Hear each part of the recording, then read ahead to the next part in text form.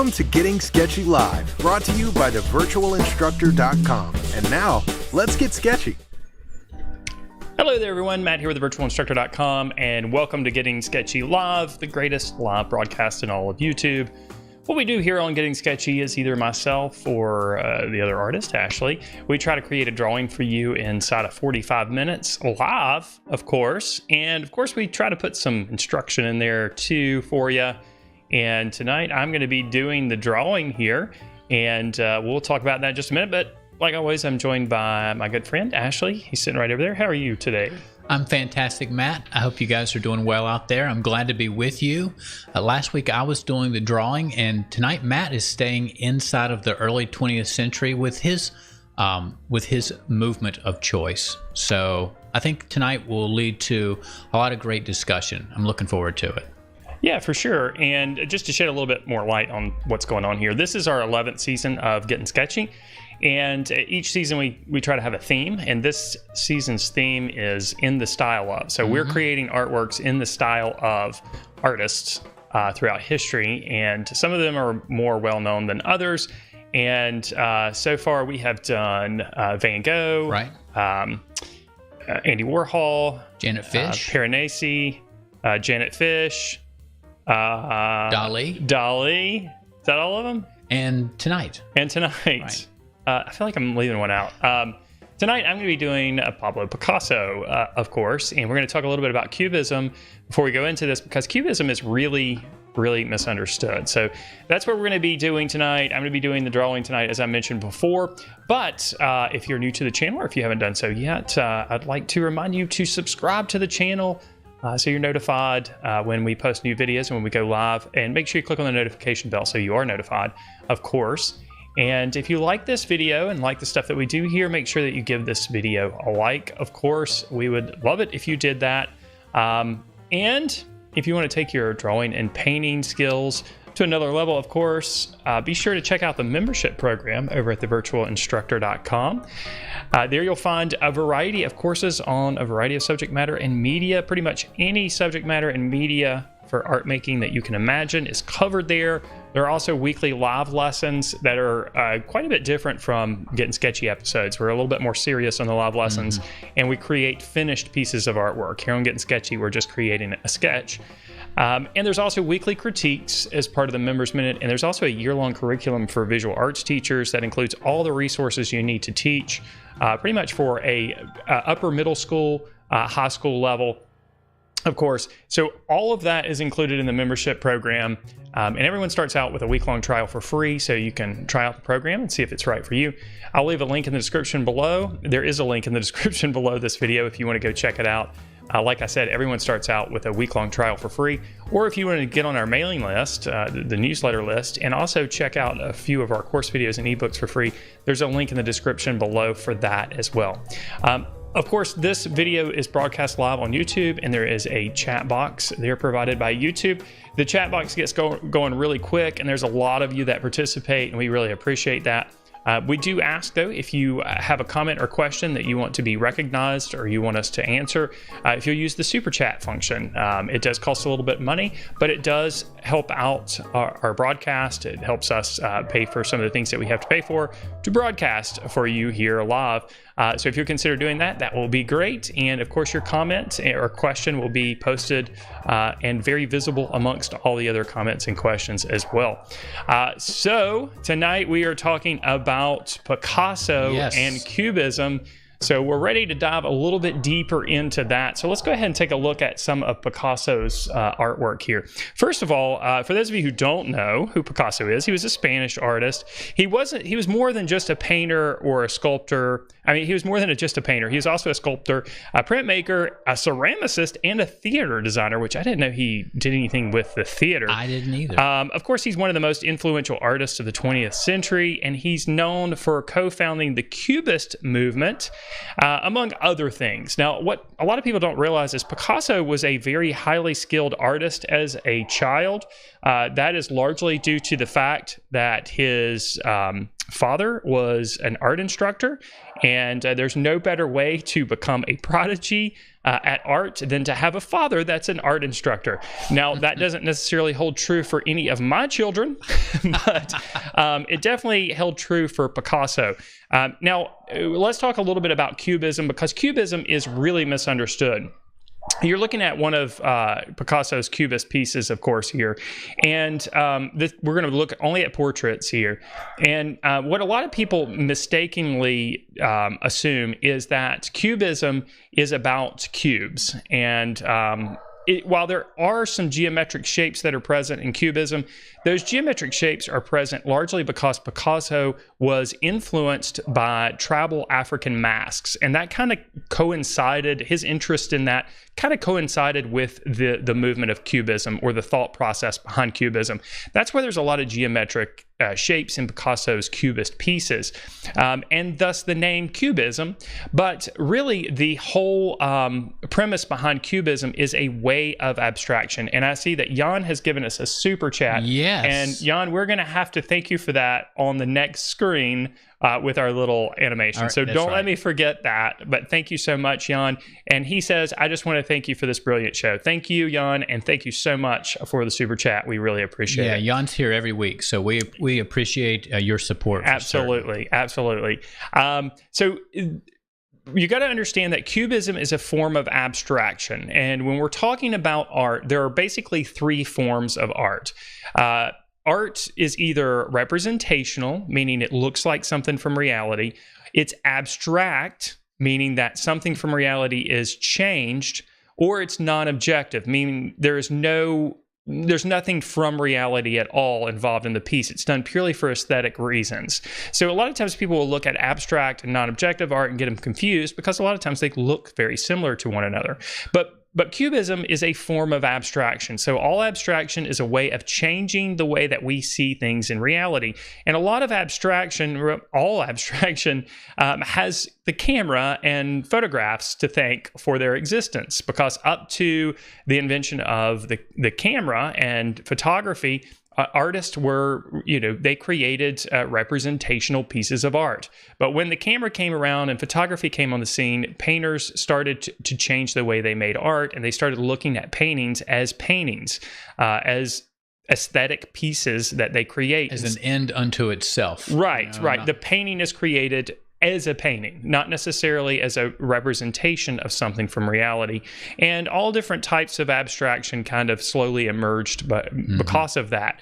And Cubism is just one of those forms of abstraction. It is a way of changing the way we see things in reality and producing a painting. So you got to understand that the end result in abstraction is to create a quality aesthetic piece of art. So whether you like the style or not, it's important for you to understand what the thought process is behind it. Now, the form of abstraction behind Cubism is that instead of drawing or painting what we see, we can draw what we see, and we can also include the other elements of that particular subject that we might not see. So when you're looking at someone straight on, you might see you might see their eyes and their nose and their mouth and all the things that we would expect to see on someone's head, right? But you don't see the back of their head, right? You don't see the back of their clothing. Or you see them from the front but not in profile. Right. Mm-hmm. Or you don't see the inside of that person. There are actual inside parts of that person too. I don't think I want to see that. Right. But a cubist might look at a subject and decide what elements they want to include in the painting, and those elements might also include the things that we don't see. But that still exists. Maybe it was called Cubism because we're all familiar with a cube, and we know a cube has 6 sides. But no matter how you turn it, even though you can only see 1, 2, or 3, you still know those other sides are there. Yeah, that's a good way to think about Cubism. So this piece is an excellent piece to talk about that we're looking at when it comes to Cubism. This piece, I think, is called The Weeping Woman. And you can see that this woman is in pure anguish. Mm-hmm. But if you look closely at it, you'll see that there's a part in the center that's partitioned out that's white and blue. And you see that little odd shape that happens there. In my opinion, this is a handkerchief, and she is got the handkerchief pulled up to her face. But we can see through the handkerchief. We see the handkerchief, and we also see the woman's face behind the handkerchief. Mm-hmm. So both of those things exist in a Cubist world, right? Or they all exist in our reality. But a Cubist has the opportunity to include a transparent handkerchief in this particular case, because that is something that exists behind the handkerchief. But Picasso included both of those things. So that's a simple way of seeing and understanding Cubism. You can also see that her nose is kind of off to the side. That might be more of a side view of the face, but the eyes are set up in a way that we would see them straight on. So you can see the eyelids are also tilted in different directions. So it's just a way of being more creative with your art. It's just a way of abstraction. You know, Cubism has sort of wiggled its way into popular culture a little bit. I can think of quite a few cartoons that use the concept of seeing from multiple angles at the same time. One that was popular when my kids were growing up was Peppa Pig. And their noses were on, no matter how they turned, the nose was on the side of their face. And I would look at it and think, this is just a Picasso animated. I guess we've grown accustomed to these images that were pretty shocking when they were new. So hopefully you guys can understand a little bit more the concept of Cubism. There aren't any rules associated with it. It's just a way of thinking differently about the subject matter that you create, or the subject matter that you try to capture in your drawings and paintings. And it's kind of a methodology of thinking so that you have more freedom in what you create. Now, I want you to pick up on some of the key characteristics of Picasso's style. First of all, you'll see that there are bold outlines. A lot of those outlines are black. There are colors that are not necessarily what we see in reality. I hope this woman isn't green. She might be. And there's also some use of color theory in these pieces too. You'll notice that there's a lot of red, yellow, and blue in this particular piece. Those are primary colors. But there's also a bit of purple and green and just a touch of orange too. Those are secondary colors. So the color usage here is almost all the colors on the color wheel. But they're really bright and they're juxtaposed next to colors that contrast them. So this is a good one to look at to start off with. You'll also notice that the line work is not really precise. It's not as defined as you would think. There's also heavy brush strokes that are visible, and there are still some gradations of tone and value in here, and color as well. So we're going to incorporate all of that in the portrait that we're going to create. All right, let's look at another one here. This one is quite a bit different, but we can still see the Cubist influence here, especially where we're seeing the eyes kind of from more of a profile view. This one's very clear to pick out what's from the side and what would be from the front. Right. The eye, I said profile view, but I meant a straight on view. And the nose and the mouth, of course, are from a profile view. It's kind of an odd painting, but of course, when we understand where Picasso's coming from with the Cubism, we can better appreciate this piece. You'll also notice that the pupils drop down below the bottom part of the eyelids. That is because those pupils exist behind the eyelids. So Picasso chose to include them. Coming out. All right, here's another piece. This one is highly abstracted, but here again, we see those strong outlines with black, and we also see some color usage that is not what we would expect to see in a representational drawing or painting, but we also can see the use of color theory. Again, this is very heavy with purple, green, and orange, which are secondary colors, and there's also there's a little bit of blue in there too, but that's okay as well. Quite a lot of pattern in this one. A lot of pattern in this one too. And I see we got another super chat. Peter, thank you, Peter. Just because I like you guys. Oh, awesome. Thank you so much, Peter. We really appreciate it. Thank you, Peter. That's great. And this is the last one. This is not the last one. We're going to look at one more. This is another Picasso piece, and you can see how different this one is from the last one that we saw. This one is kind of in between the first two that we saw. Again, we see the nose kind of off to the side there in a strange position, the mouth kind of more of a profile view, and the eyes a little bit more of a straight-on view. Again, heavy usage of line, heavy brush strokes, a creative use of color.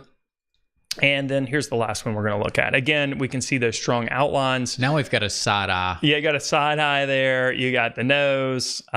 They're kind of coming off the side. So you get an idea after you look at several of these Picasso portraits. You get kind of a better idea of what Picasso. Well, we get a little bit more insight on what Picasso was thinking, at least. By understanding Cubism and then looking at his particular style. Mark says, thanks to Ashley, all I see now is Peppa Pig. I'm telling you, they're just like Peppa Pig. It's crazy. All right, so let's get into this. But before we do, let's thank the guys who gave us super chat there. So we really appreciate it. Thank you so much, Ron and Peter. We really appreciate that. All right, so we are going to get into this tonight, and the references that I'm working from are over here. These are available on the community tab on the YouTube channel. So to get to that, you can click on the little icon of my face in the bottom corner. That will take you to the YouTube channel. Then you'll look for the community tab, and there you can download these photo references. I'm not really sure how much you're going to use them, because I used the photo references to create my little sketch here. It's interesting because I still think you can kind of tell that it's a young Pablo Picasso by knowing what he looks like. But I also kind of think it looks a little bit like Steve Carell. So I don't know. Maybe Picasso looks a little bit like Steve Carell. But I'm going to be using this as my guidelines to draw everything out. And then I'm going to finish things. So I'm going to just draw everything out with a pencil. This is an F pencil. And the paper I'm working on is Canson mi-teintes pastel paper. I'm using the orange colored paper. And I'm also working on the less textured side. This paper has a heavy texture on one side and a less pronounced texture on the other side. I'm using the less pronounced texture. And I'm going to be using Sennelier oil pastels to finish this drawing. I've already pulled out a few pastels that I'm going to hopefully use here. The Sennelier oil pastels are really soft. They really produce a look that's very similar to brush strokes, and you'll see that in a minute. So our goal is to create something that looks like Picasso could have made it in 45 minutes, and try to not make a mess out of this thing. Picasso probably made a lot of his paintings in 45 minutes. maybe. But I will tell you that it may seem like this, and I do want to talk about the sketch a little bit before I turn the timer on. It may seem like something like this is really easy, and it's not as easy as you think it is. It's definitely less time consuming than creating, a fully rendered photorealistic colored pencil drawing, which is really more in my wheelhouse than what we're doing tonight. Right. But it is not easy to come up with this. So you really have to think about what you're going to include and what you're going to leave out. You're making a lot of decisions. Right. You don't have a defined target yet, so in some ways, I think that makes it more challenging. Hey, Barb, thank you so much. For the super chat. That's fantastic. Not a comment to go with it, but Barb, we appreciate your support. Anyway, getting back to the sketch. My thought process behind this is more of a side eye, although it doesn't really look like that. This is more of a straight on eye. The ears, I kind of just threw those on here. I looked at one ear I think I looked at the top ear for this one, and then I looked at the bottom ear for the other one. They're still pretty stylized. And then for the nose, I had the side view nose at the bottom, and then I just added an extra nostril out there on the side. And then for the lips, the top lip is from a straight on view, and the bottom lip is more from the side view. That's great.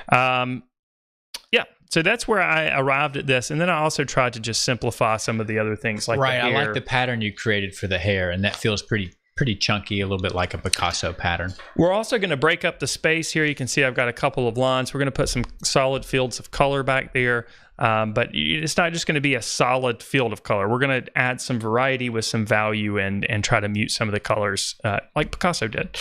So, one more thing. I also have this shaper tool. This is just a little rubber thing here. It's like a brush, but it's made of rubber. I'll use this to kind of transition the oil pastels so that we have a smoother gradation between different values and colors. All right, I think I'm ready to pull up the timer here, and I need to make sure that the timer's in a good place. That's actually not a good place, so let's see if I can move the timer. down Move it here. a little out of the way. That's a better place. And I've already lost some time. So I'm 10 seconds has elapsed. I'm going to go ahead and start. And I'm actually really going to be more using my sketch as a reference instead of the photo references. But I did use the photo references initially to create this sketch. I think it's nice to have that little sketch just so everybody can see where we're headed. Otherwise it would be much more challenging even to follow along. And a lot of you follow along. And I'm just concentrating on getting the basic big shapes first of the hair. We're gonna have a big old parts up here. Yeah, a lot of people are more accustomed to seeing Picasso with what did you call it? The power donut, the white power donut hairstyle. And his sort of hallmark striped shirt. And I ordered a tank top this summer. Probably should have ordered something with sleeves, but I ordered a tank top with white and dark blue stripes on it, and my family calls it the Picasso shirt. Now, do you ever wear that shirt? Oh, yeah. Like, does it have to be like 130 degrees outside? It does. I have to be on my way to the pool. That's when I wear it. It's my pool shirt. Ashley, for those of you who don't know, dresses very warm. Yeah. I like winter clothes, so I'll wear them. If it's not actually summer, I wear winter clothes, and that includes the spring and the fall. Sometimes I'll throw on a sweatshirt in the summertime. Now, there's actually two types of Cubism, and the version that Matt is working with and the examples that we saw is called, I believe it's called analytic Cubism. Or I'm getting it mixed up with the other form, which is synthetic Cubism. Maybe you're working towards synthetic Cubism, but I guess the big takeaway, the big difference here, is that one version, it looks like all the different parts from the various angles that you might observe are sort of blown apart. And then the other version is more like what Matt's working with, where those parts have been reassembled to create a new figure, in this case, a new portrait. And this is the version that I prefer because I feel like the second style of Cubism, it's a little bit harder to know what you're looking at, to actually recognize the different parts.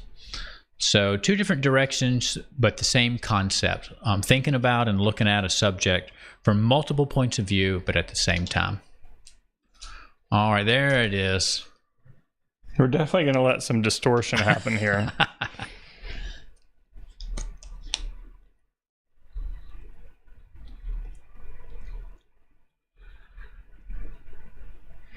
Now, these lines that you have that pass through the face, like the one in the forehead and the one across the cheek, did you imagine that as a contour or a shadow across the face, something like that? Or are you just breaking up the space? Yeah, I'm breaking up the space, but you can also think of it kind of like a plane, like a different plane of the face, maybe. That's how I was thinking about the line that goes across the cheek from the ear to the mouth. It's sort of the corner of the face. June says, mine is looking like a pig. You're doing it right.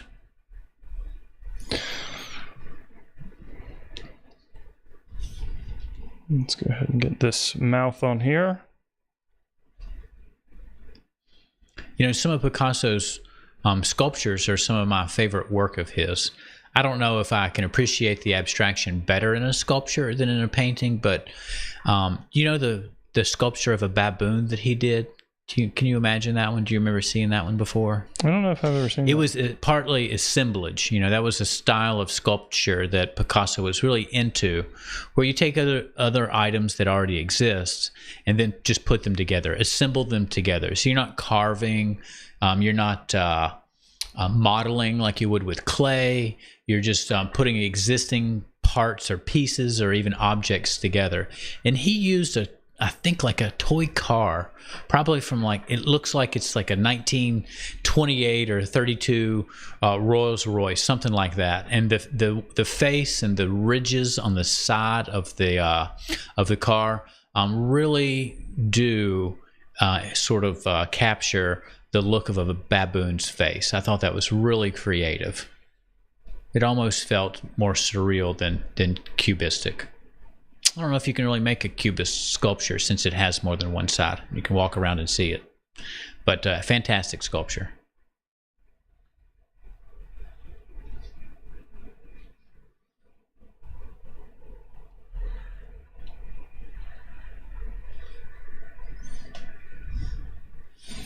So I'm going pretty quickly here, and that's for good reason, because we've got to finish this whole thing in 45 minutes.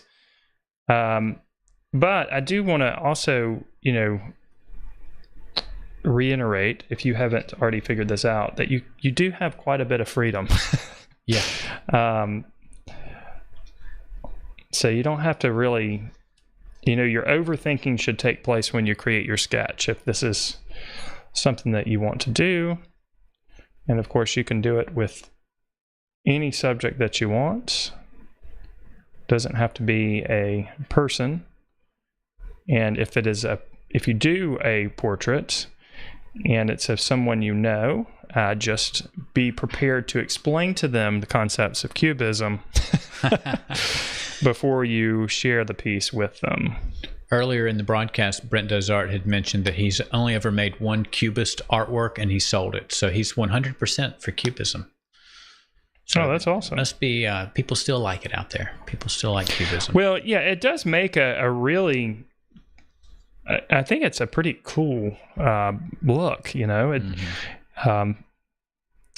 not everybody's cup of tea. No, and one thing that I do like about Picasso as an abstract artist is that his artwork kind of ran the gambit of degree of abstraction. Some of his artwork would just be slightly abstract or abstract and even in a different way than Cubism.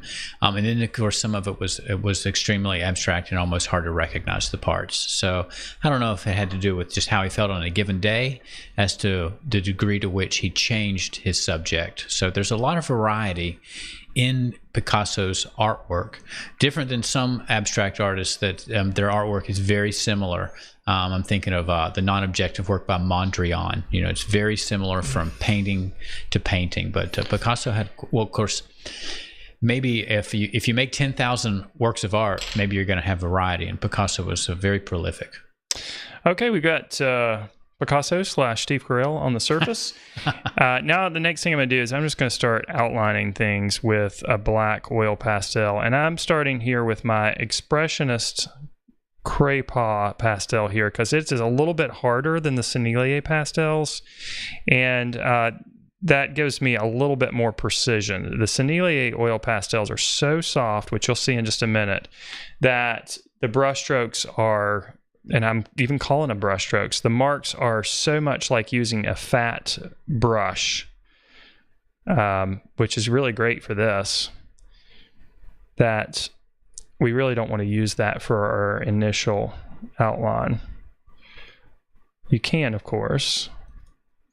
And I'm not trying to make this, the outlines don't need to be perfect because we know from Picasso's drawings or paintings that we looked at that the lines aren't really necessarily that refined. They're kind of like painted. They are painted, just painted strokes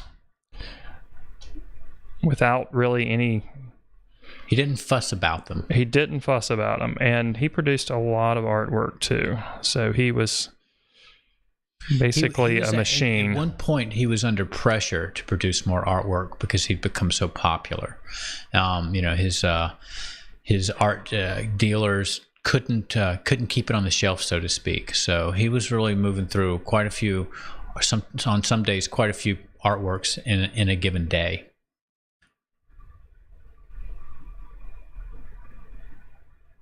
And you'll notice his signature gets bigger and bigger the further you go into his career. And one might argue that his signature was enough to sell a painting at some point once he became popular enough.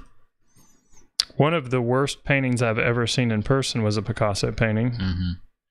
And it was in the latter part of his life when it was produced. And it was only a few marks on the surface and a huge signature. Yeah, that's right. That's what The signature was massive. He wrote some letters late in life to a friend of his that you can find and read, where he actually was complaining about his artwork and sort of what it had become because of the pressure he was under just to produce more pieces. And in this letter, he referenced artists that he loved, that he looked up to, like Goya, and complained that he wasn't like them, partly because I guess maybe his popularity forced him to make artwork that he wasn't always entirely happy with, but he would move on to the next piece. So I think he shared your sentiment there, Matt. Yeah. Probably did. Not always happy with his own artwork, but I think that's still sold. I think that is often a characteristic of every artist, though. Probably should be. That's what pushes you a little bit. Yeah. You know? I know I'm not completely happy with every piece of artwork that I make. Mm-hmm. And that's why we do an 11th show at the end of the season, so we can talk about the artwork that we've made here and getting sketchy and talk about what we liked and what we would have done different or felt like went well or didn't go well. So a critique process is important for growth.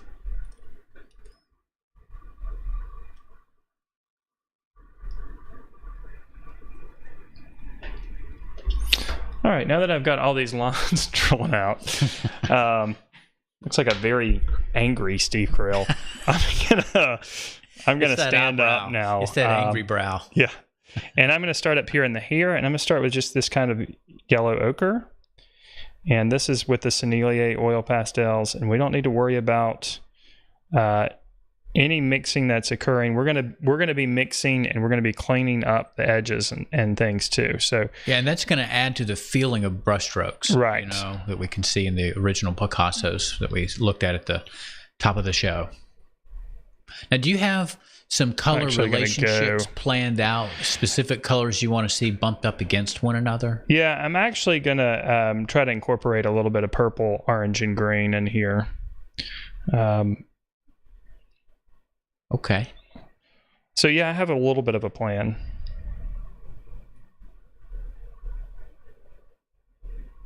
And those colors are secondary, but I'm also going to have some pops of some other colors, just like Picasso had, like some blues and some yellow.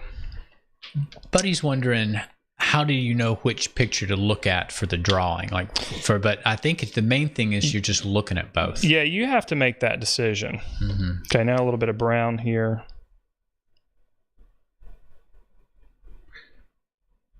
And I think what we see as a hallmark in Cubist artwork, particularly Picasso's, is that both the shape of a person's face appears to be from two angles, and then also the features are mixed up as well. So if you draw the nose from the side, you're going to need the eyes, or at least one of the eye from the front. Or if the nose is from the front, then the eye or both of the eyes need to be from the side. So, and then that just carries over to the shape of the face. You've got to break that up a little bit too. And so in this sketch Matt's started, he's got a reference from the front and one that's sort of a 3/4 view.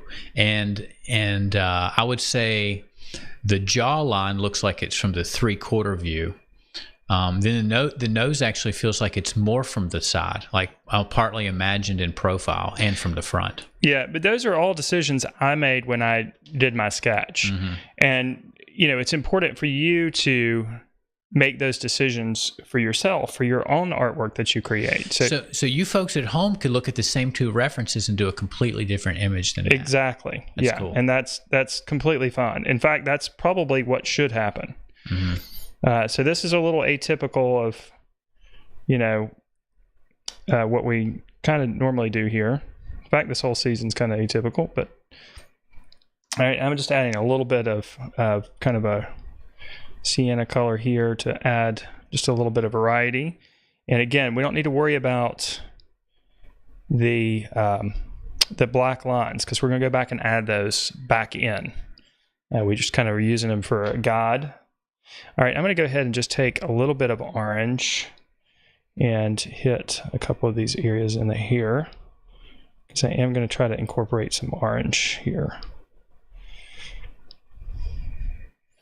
All right, let's go ahead and move down to the face. I'm going to start with kind of a light purple here. Again, I'm trying to pull out, I shouldn't say pull out, I'm trying to include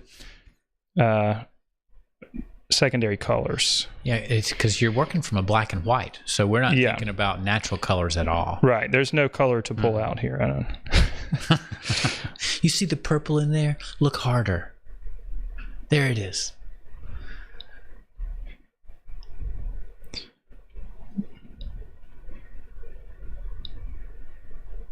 So you can see how much these Sennelier oil pastels really behave a lot like Mary's paint. asked, what is the polka dot thing under the pencil drawing? I think she's talking about those stray marks on your drawing board.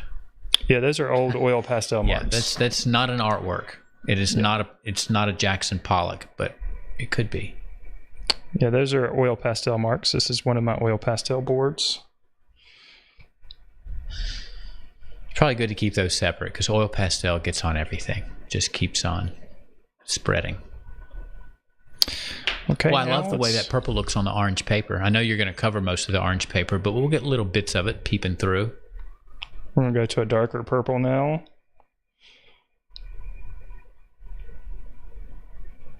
And I'm going to use this darker purple in here too, and then we'll lighten it up and adjust the value.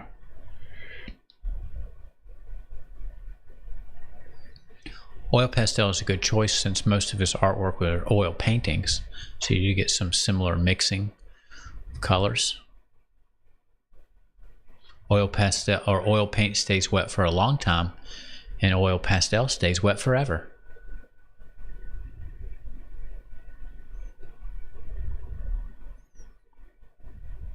Yeah, I wonder, we say it's wet, but it's really just kind of mushy. Yeah, I guess so. It's mostly dry. Not quite. And these oil pastels are so incredibly soft. They're so great to use. All right. We're going to make this eye in the middle green. Let's start with a kind of a more muted green.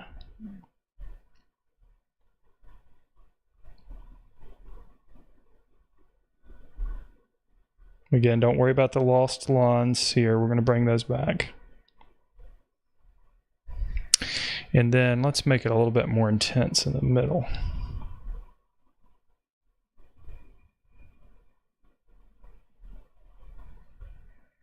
That's a nice subtle change inside of the green. Color, almost like the other color, but not quite.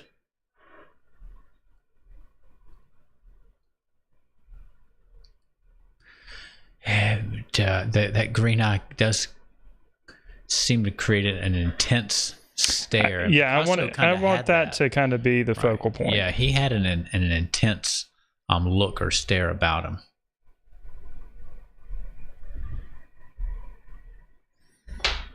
Okay, let's make this eyebrow a little bit of a redder. When I first saw, like you mentioned before, we're mostly familiar with the pictures of Picasso when he was a little older than this and had a different hairstyle just around the sides, similar to my own. And when I first saw a younger version of Picasso, and I think it was the picture that you have here on the bottom, I was surprised how much it looked like my dad when he was young, and I sent it to him. It's kind of eerie to look at. Maybe your dad's Picasso. Just a few decades, I think, between them. Maybe he's Picasso reincarnated. Reincarnated, that's right. Hey, that my blue is getting low here. I don't want to break into my new Sennelier set if I can help it. On that orange paper, that blue is intense. Yep. Although I've got them handy if necessary. We're gonna adjust the values here I'm just trying to get as much material on the paper as quickly as possible.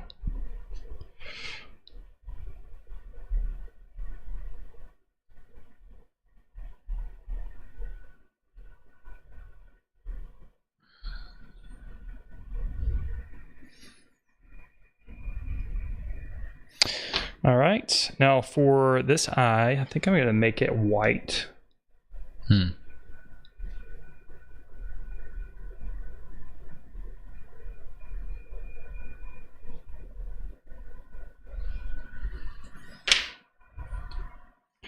And again, we can bring back these lines. Well,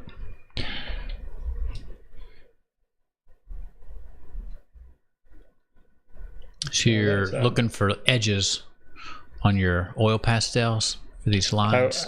Yeah, I was looking for them. Didn't find much. All right. Let's make the other eyebrow over here brown.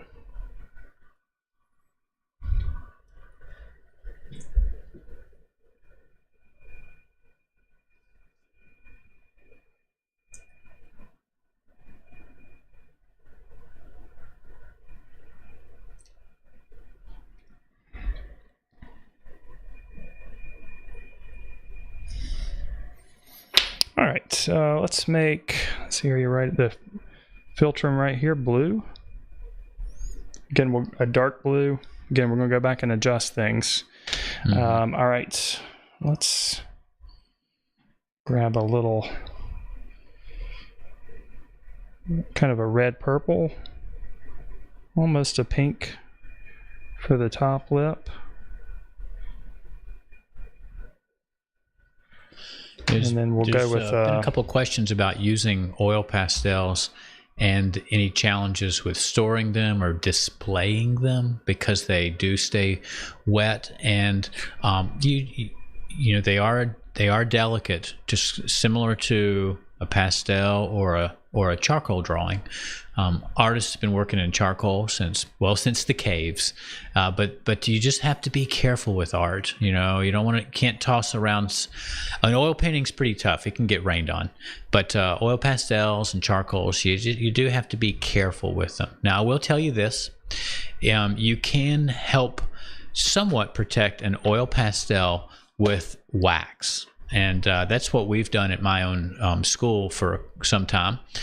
Used actually floor wax in a spray bottle and sprayed it over the top of our oil pastels. It's very thin in liquid form, and then just kind of brush it out and let it dry, and then do it a time or two more, and it puts a clear coating over top of your oil pastels. And of course, it can still be scratched through, but the oil pastel surface is not likely to smear from lightly being rubbed against something else or brushing against something else. So that can help a little bit.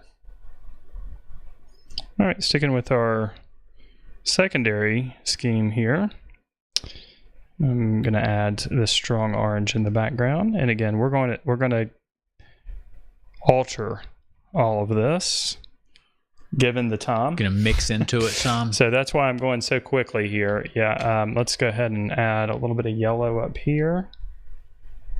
Yeah, that makes the artwork large. When you're going to be layering or mixing in, you're really going to be covering areas more than once.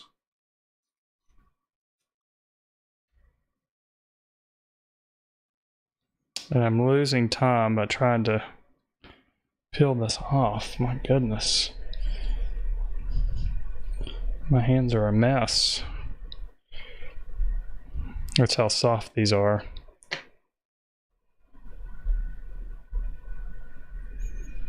You saw how easily that just crumbled.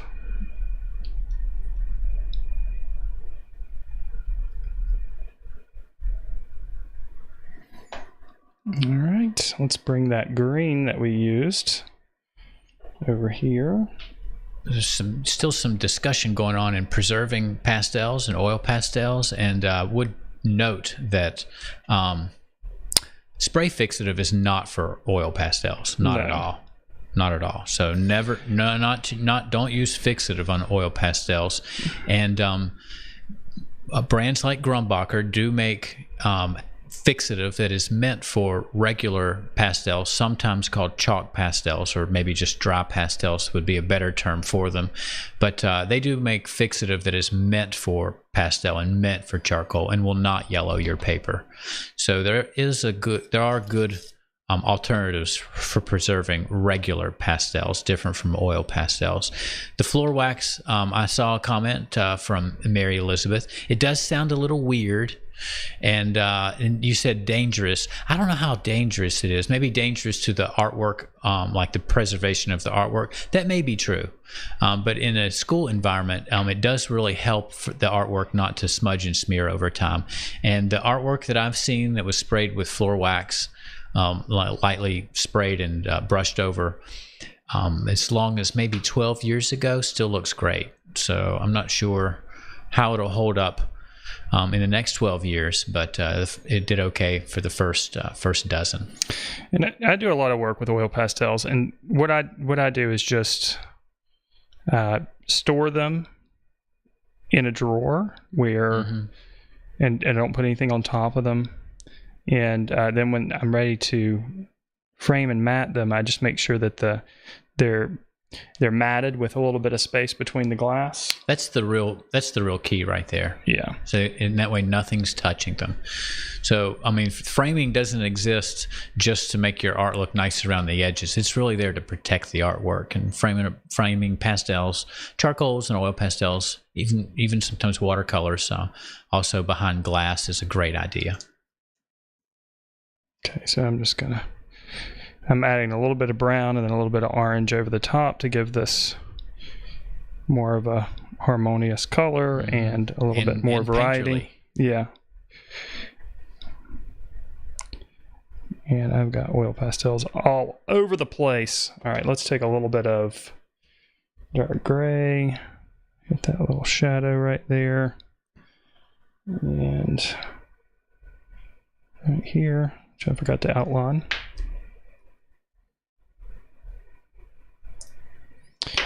And then let's put a little bit more of that purple over here. And this will be the inside of the jacket that you can see thanks to Cubism. And a little bit of blue over the, well, actually, yeah, a little bit of blue. Make it more of a blue purple.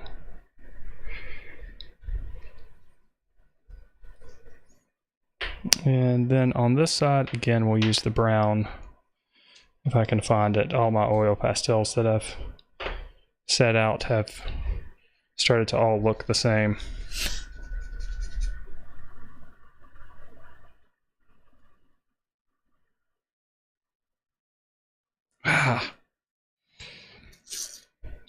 Tearing the paper off is really eating up my time here.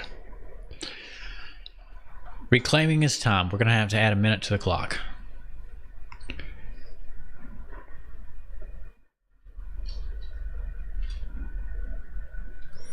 All right, I'm back with the orange over the top of that. And I think we're going to add a little bit of yellow over here too.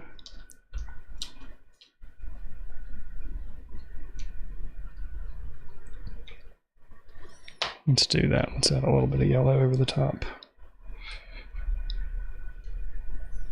Again, just a little bit variety.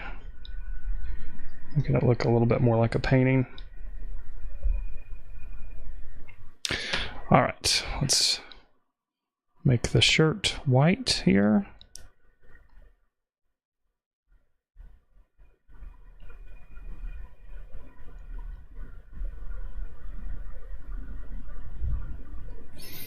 We'll add a little bit of gray. Well on time. You've just about got your surface colored. You've already done some mixing in there. You've got a fair amount of time to go for some more color mixing. Oh, I got lots to do here. I'm actually pretty concerned. All right, we'll put a little purple neck down there. All right, let's do some alteration here. So I'm going to start with this purpley area. I'm going to give it a little bit more of a fleshier tone here with this kind kind of pinkish color. Mm-hmm. And then we're going to let it transition to kind of a darker purple down in the corner. So we're going to grab the purple, and we'll just go under here like there's shadow on the neck, on the side of the face. Then I'll use my blender and kind of blend that, make it look like blended paint. Oh, yeah.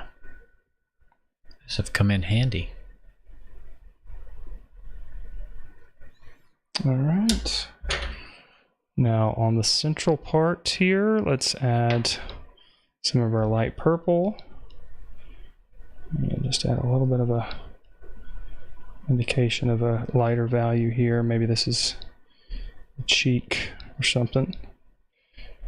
I'm just trying to get some variety and have some opportunities for some transitions. Maybe we'll go ahead and I guess cover a big portion of this. It would be in keeping with Cubism to, if you're adding gradations, to imagine different light sources as well as the different directions you would observe your subject from. I think that's plausible.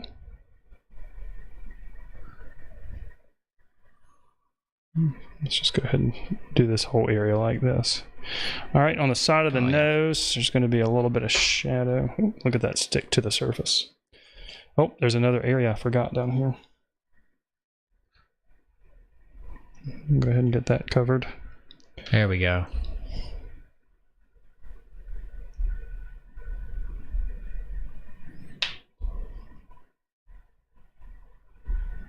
I do feel like I'm trying to create this artwork in a hurry. Mm-hmm. Well, I am. Oh, yeah. All right, let's add a little bit of shadow over here. Where the nose comes around. Yeah, see, this is your second portrait of the season, right? Because you did Andy Warhol. You've actually done a portrait of your artist twice now. That's correct. It could be a whole season.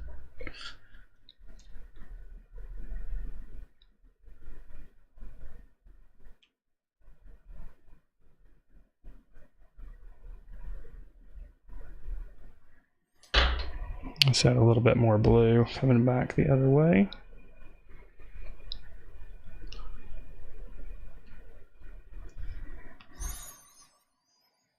Let's see here. Let's add a little bit of the blue down here around the chin.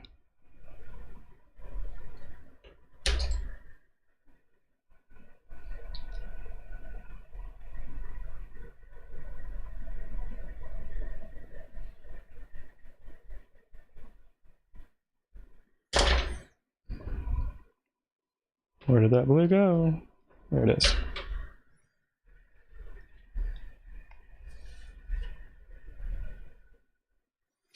All right, where else can we hit it with a little bit of variety? Let's inside the ear a little bit. And I know. Let's add a little bit of variety to the background, and then we're probably ready to start working on our outlines again. So this is a light gray. Mm-hmm. Just going to mute some of that green a little bit. It's still going to be green, just going to be a little bit muted.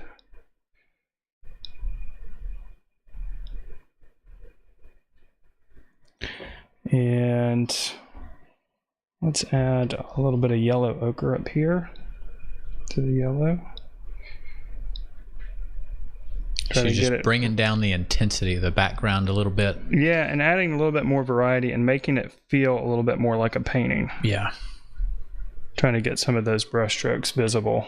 Although I think that I like it being a little bit lighter.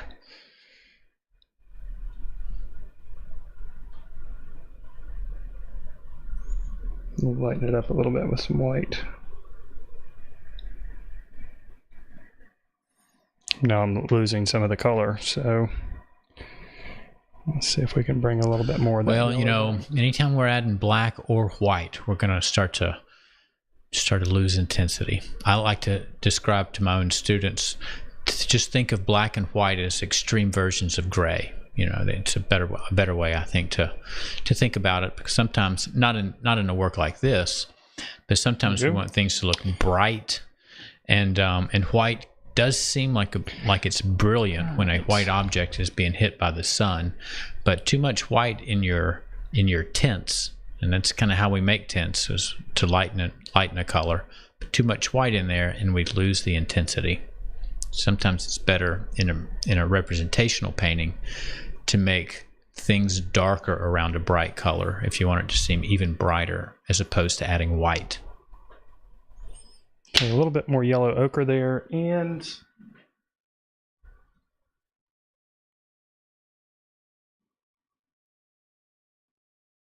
let's see, I feel like I want to have a little bit more color in here. Just a little bit of a lighter value, but I want it to be different than what's right next door. Mm-hmm.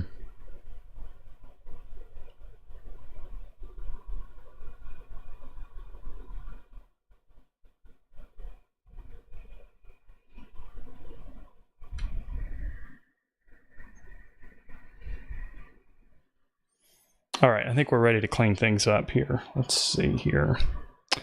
All right, let's go ahead and get... I do like the gradation that you've interjected into this piece, because I feel like a high contrast gradation is one of the hallmarks of a lot of Cubist artworks. I'm got a fresh Sennelier oil pastel here, black, to return our outlines.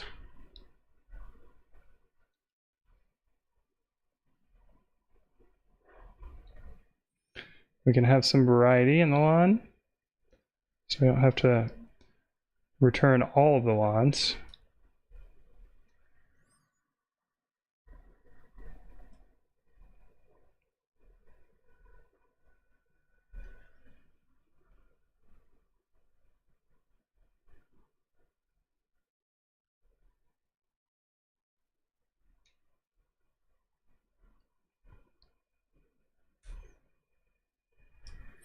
This definitely has a painted look for sure. Yeah, all those strokes add a lot of unity to the piece.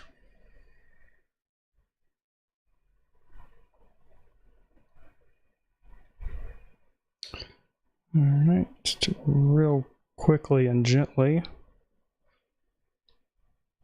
try to bring that eye back.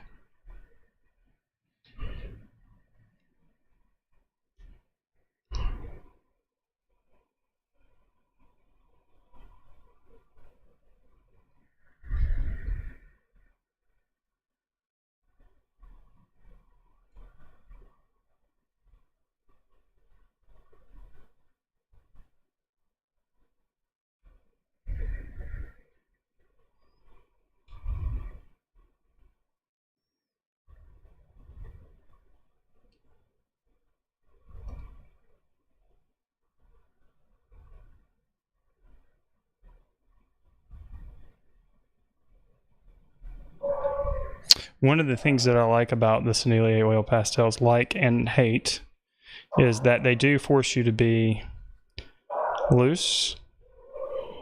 And with a drawing like this, I really, I love that it's giving it a painterly look, but I would like to have a little bit more control. Mm-hmm. But I think with maybe that added control, I would lose the painted look. Mary Elizabeth asked, are the outlines in the harder or soft pastel? There's not a difference in the pastels that Matt's using tonight. These oil pastels are all really soft in this brand.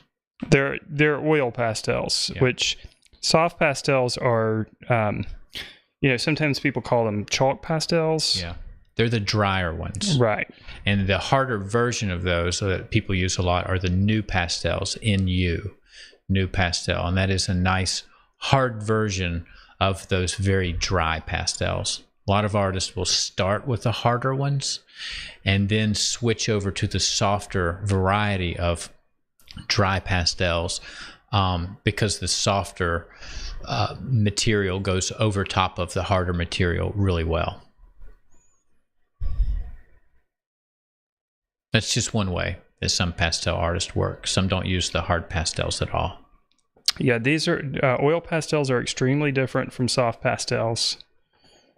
They're a completely different medium. It's kind of unfortunate. Let's give him a few cow licks back there.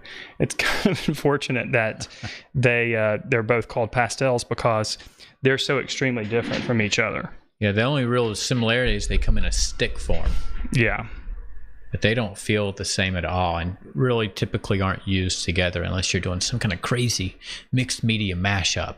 I mean, I know an artist that uses dry pastel in wet oil paintings. It's crazy. And she grinds them down in there, and there's little bits and chunks of pastel stuck to the on the top of the oil pastel, but they're not intended to be used together. Oil pastel and soft pastel or dry pastel, which are a lot more so have the feel of charcoal and like a compressed charcoal stick. You're getting a little bit of yellow grain. It feels like it's a little bit dark. Maybe it's just the feed. It looks a little dark, but I assume they're probably called pastels, both of them, because they start out as some sort of a paste. Maybe. That's my guess. And then I think the drier version, I think they're kind of warmed or heated. And the binder inside of them dries. The binder is gum arabic, like in watercolor. And then the binder in oil pastels is some sort of a non-drying oil. So something that's probably more akin to olive oil rather than linseed oil, which is what oil paints are made from, and that is a dryer. Walnut oil is another dryer. So some sort of a non-drying oil.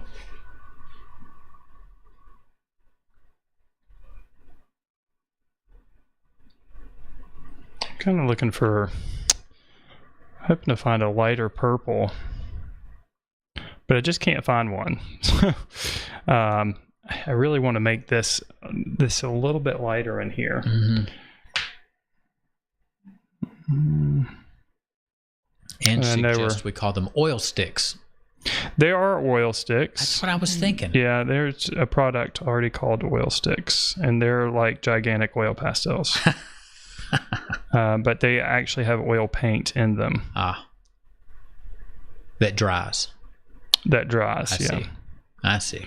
But they are huge sticks. We lost the frenulum in there. Philtrum, not the frenulum. Got to get his mustache holder back. There we go. And with a bit of blue.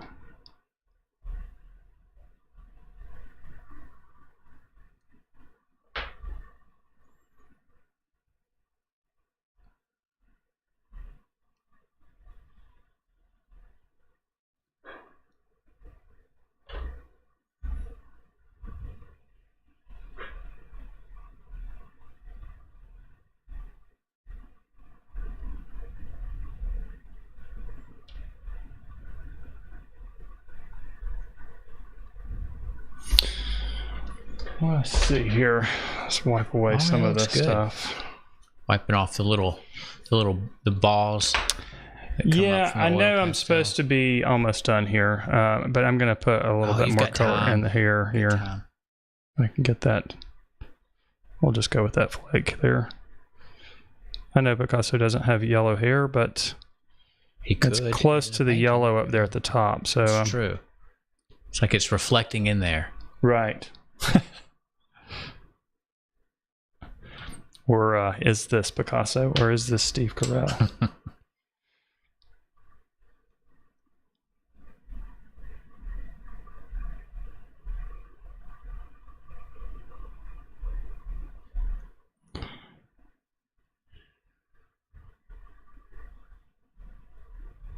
Laura's wondering how many layers you can go, and I was wondering the same thing because it looked like your black outlines weren't having a hard time going back down, and you are on the less textured side of the paper. Yeah, this is the less textured side of the paper. So on the heavy textured side of the paper, you can put many layers, but there is a limit. When you start making marks and the marks don't stick, they almost go through. Yeah, that can happen. Then you know you've reached your limit. They almost lift up the material that's already on the surface. But with oil pastels, if you do go too far, you can always just scrape them away using a knife or a palette knife or something like that. I just use a regular razor blade for oil pastels as sort of an eraser to get back down to the surface of the paper. Okay, let's see here. There's one last thing I need to add here, and that is the pupil there. Pupil. Details last. So that looks, even in a Cubist artwork. It looks even more strange. Well, now it's very clear that eye is looking in a different direction. It's a side eye. Yeah. All right. And I just want to, I'm going to stop now, but I'm going to zoom in a little bit closer so you can see kind of the painterly look that this has. Because I think that's kind of lost. And I didn't want that line to be so dark. Or so wide here. Just do a little clean shaping. That up a little bit. Yeah. Yeah. There we go. All right. So I'm going to zoom in a little bit closer.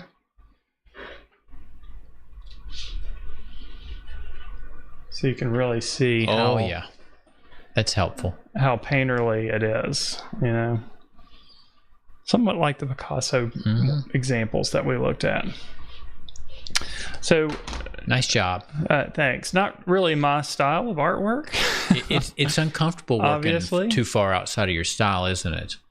Well, yeah. I did a Picasso copy one time of the Three Musicians, and you know, it's very much the same type of attributes that we see in this artwork, and I wanted to do things differently, and I was having a challenge keeping it in style. All right. Well, I think what we're going to do now is pull the tape away, and we'll have a look at our a bonus. Yeah. Love we should have some hard edges here, and I have made an absolute mess here. My hands, they don't look that bad, but they are absolutely covered, and there's oil pastel juice everywhere. All right, so when you pull tape away, you want to pull at a 90-degree angle.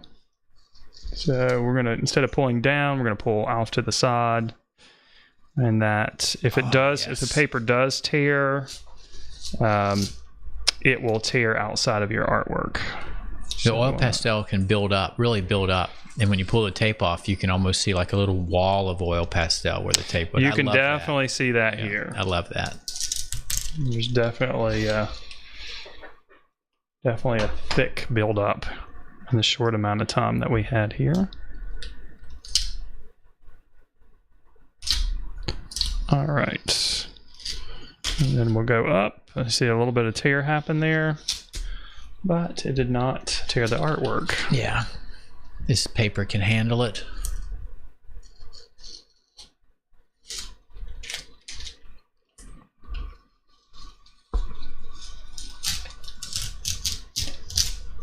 There we go. There we are. Nice crisp edges. Looks great.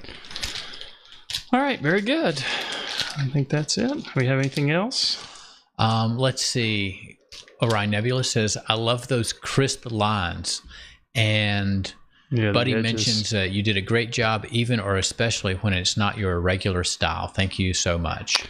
Yeah, well, you know, honestly, an art teacher should be able to work in lots of different styles, or at least that's my philosophy as an art teacher. Kind of comes with the job, right? Yeah. You don't want to do the same style of drawing or same subject matter for year in and year out with your kids. You want to expose them to as much art making process as you possibly can so they can use all of that and mix it together to create their own. So, you know, I think I got a little too stuck on his nose here.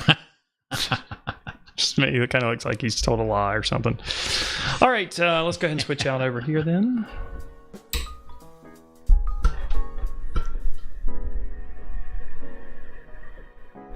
All right. Well, thanks for joining us tonight. I hope you enjoyed it. I hope you maybe were encouraged to pick up your own oil pastels and start making some marks, even if it's something abstract like this. I know this is not something that we typically do, but of course, this season is all about creating art in the style of specific artists, and we couldn't let the season go through without doing Picasso, of course.